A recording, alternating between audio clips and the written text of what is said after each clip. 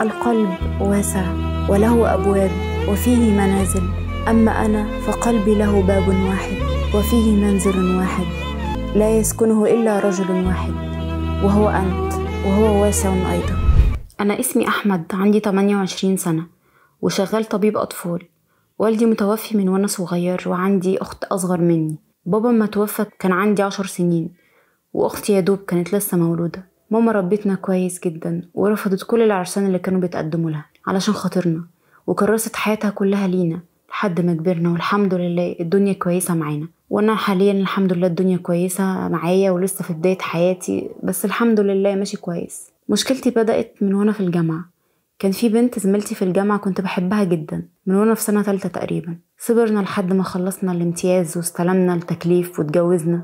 من وانا صغير كنت بشوف ماما دايما علاقتها كويسة قوي بخالتي ومرتبطة بيها، وكانت من زمان هي وماما كانوا عايزين اتجوز بنت خالتي، بس انا طول عمري بحبها ومعتبرها زي اختي مش اكتر. هي كويسة جدا ومنسجمين مع بعض، بس عمري ما شفتها غير اخت. كنت اما بسمع ماما وخالتي بيتكلموا اننا هنتجوز او هنجوز احمد لندى كنت باخد الكلام بضحك وما كنتش بحط في دماغي. ندى كانت اصغر مني ب4 سنين. اما جيت قلت لماما وبلغتها اني ليا زميلة في الجامعة وبحبها وعايزة اتجوزها اللي هي اسمها هاجر، ماما طبعا قالت ازاي وما ينفعش وبنت خالتك وشكلي قدام خالتك والكلام ده كله. هي ماما طبعها كان شديد شوية بحكم انها كانت لوحدها وكانت الاب والام لينا، فكانت بتخاف قوي علينا وعلى قد حبها وحنيتها علينا بس كانت شديدة. فاول الموضوع ما حكيت لها حاولت تطلع القطط الفطسانة في هاجر وتحججت بحاجات كتير وقالت لي في الاخر انا مش موافقة.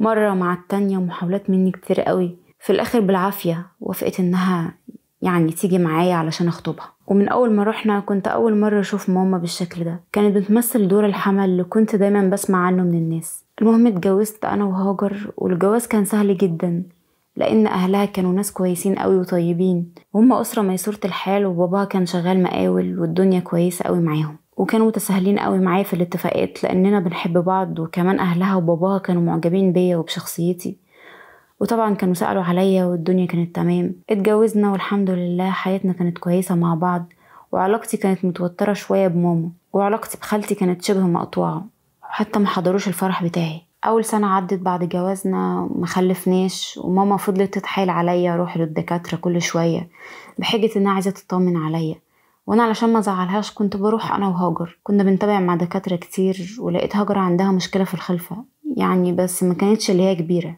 كانت حاجات بسيطة جدا هتيجي بالعلاج وهتخف وهنخلف، بس محتاج له موضوع وقت شوية. ماما كانت ماشية على نفس النهج بتاعها وبتسأل دايما عايزة تعرف خلف امتى وبحجة ان هي تطمن عليا.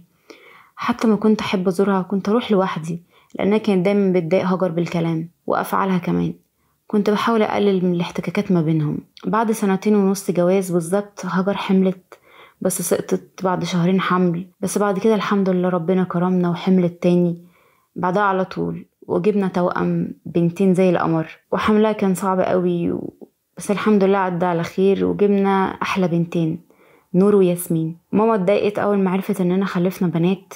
كنت بحس انها عايزه تطلع اي مشكله وخلاص في هاجر. كنت في الاول ساعات بحس ان هي فرحانه لما عرفت ان عندنا مشكله في الخلفه، مع اننا ما طولناش. وبعد ما حملت كانت دايما بتسأل حامل في ولد ولا بنت، يعني عايزه تطلع اي مشكله وخلاص فيها من وجهة نظرها. بعد الولادة هاجر تعبت جدا علشان بناتنا التوأم، وكانت مسؤولية كبيرة. تعبت وخصوصا انها كانت ضعيفة جدا. في مرة حماية كان جاي يزور هاجر بنته، المهم هم قاعدين مع بعض اغمى عليها وانا مكنتش موجود، كنت في الشغل، وزعل جدا مني بس انا غصب عني كنت هعمل ايه، كانت ظروف شغلي اللي كانت بتحكم عليا بكده. المهم حماية لقيته بعت لنا واحدة تساعد هاجر في شغل البيت، حتى هو اللي كان او اصر يدفع الفلوس بتاعتها. في مرة ماما كانت جاية تزورنا في البيت، فلقت الشغالة دي راحت قالت ما انا بقول فلوسك ضايعة على ايه، اتاريك جايب لها خدامة. رحت قلت لها يا ماما دي تعبانة جدا.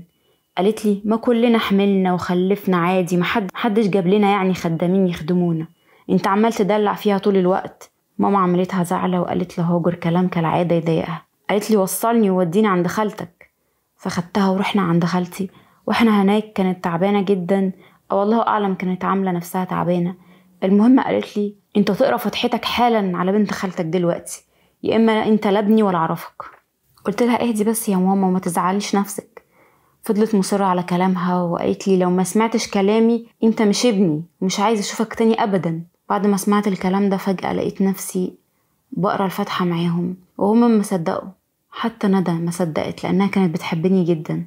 روحت بيتي وما حسيتش بنفسي انا عملت كده ازاي. قعدت مع هاجر وما كنتش عارف احكي لها ازاي. المهم حكيت لها في الاخر على اللي حصل. رد فعلها كان غريب جدا، حتى ما رضيتش تعاتبني ولا تقول لي حاجه، وده بالنسبه لي كان قاتل، كان رد فعل قاتل بالنسبه لي. عدت فتره بسيطه قوي وكنا خلاص هنتجوز ومش عارفه اتصرف ازاي. مش قادره اكسر قلب هاجر وفي نفس الوقت امي هخسرها. والبنت اللي بتحبني دي اللي هي بنت خالتي ندى لقيتها في مره بتقولي انا عارفه انك مش بتحبني وانا مفروض عليك، بس انا بحبك حب اكتر من مراتك ومن اي مخلوق في الدنيا. انا مستعده اروح لمراتك وابوس على ايديها واقول لها ازاي بحبك واعرفها قد ايه بحبك، ومش عايزه حاجه اكتر من اني اسمي بس يكون على اسمك. انا مش عارفه اعمل ايه في الحيره اللي ماليش ذنب فيها. مش انا اللي حطيت نفسي في موقف زي ده، الظروف اللي حكمت عليا بكده. دلوقتي انا في حيره بين ماما ومراتي وبنت خالتي. مراتي اللي ممكن يحصل لها حاجه من الزعل بسببي، ولا ماما اللي تغضب عليا، ولا بنت خالتي اللي هتتجنن وتتجوزني، خصوصا بعد ما اعترفت لي قد ايه بتحبني وانا كنت برضو مسؤول عن حبها ده. يمكن في مره من المرات تجاوبت معاها شويه في الكلام. انا دلوقتي مش عارفه اعمل ايه وقلت ابعت لكم علشان تساعدوني لاني تعبان جدا ومش عارفه اتصرف ازاي. ودي رساله وصلتنا وردنا عليك كالاتي. بص يا احمد او يا دكتور احمد، مشكلتك غريبه، يعني تضحك وفي نفس الوقت تبكي، وانه هو اضحك وابكى. مشكلتك تضحك وتبكي. تضحك انك محظوظ علشان هتتجوز 2 وهما احسن من بعض من كلامك عليهم، يعني براءة واحترام وجمال واخلاق. موقف والدتك ده هو اللي يبكي فعلا. هي تعبت في تربيتك انت واختك وانت مش عايز تعصيها ولا تزعلها، لانها نسيت نفسها علشانك وعلشان اختك عشان تربيكم، وكانت بالنسبة لك اب وام، فانت مش عايز تخسرها. طبعا المشكلة بتاعتك دي وان كانت معقدة بس احنا بننصحك تصلي استخارة وتقرب اكتر من مراتك وتتكلم معاها كتير وتفهمها الموقف اللي انت فيه، وتحاولوا تحلوا المشكلة دي سوا مع بعض، لان يعتبر مشكلتكوا انتوا مش مشكلتك انت بس، وهي لو بتحبك هتحاول تساعدك. مشكلتك دي بصراحة حيرتنا جدا جدا. حاول برضو مع والدتك لو في امل انك ما تتجوزش بنت خالتك، وقرب من خطيبتك دي، يمكن برضو ما تتوافقوش مع بعض، ويمكن هي ما توافقش تكمل معاك اصلا وتبقى جات من عند ربنا. بالنسبة لوالدتك لو ما لقيتش في امل منها ما تعصيهاش، لانها مهما كانت امك. احنا في برنامجنا مش بننصح بالتعدد الا في حالات معينة من ضمنها حالتك دي، لان الظروف اقوى مننا، اقوى من قراراتنا. لان التعدد ما ينفعش ننصح بيه لاي راجل وخلاص. احنا عارفين ان ده شرع ربنا ومش حرام، بس في حالتك دي بننصحك انك علشان ترضي امك اتجوز بنت خالتك. واحنا بيحضرنا قصة الملك المنصور محمد بن ابي عامر اللي هو مؤسس الدولة العامرية في الأندلس. كانت مراته اللي بدأت معاه رحلته من أول ما كان شغال صبي عند والدها، وبعد ما بقى ملك الأندلس قبل ما يموت قالت له انت حبيت حد غير يا محمد؟ رد عليها وقال لها القلب واسع، فطلبت منه الصدق في حضرة الموت، ما ينفعش تكذب عليا. فرد عليها وقال لها القلب واسع وله أبواب وفيه منازل. هو كان بيحبها جدا وبيراعي مشاعرها، فهي ردت عليه وقالت له وأنا قلبي له باب واحد وفيه منزل واحد لا يسكنه إلا رجل واحد وهو أنت، وهو واسع أيضا. إن شاء الله يا أحمد نتمنى لك كل التوفيق وإنك تختار القرار المناسب، وإن شاء الله ربنا يريح بالك. شكرا ليكم واشوفكم في حلقة جديدة وحكاية جديدة من حكاية مريم.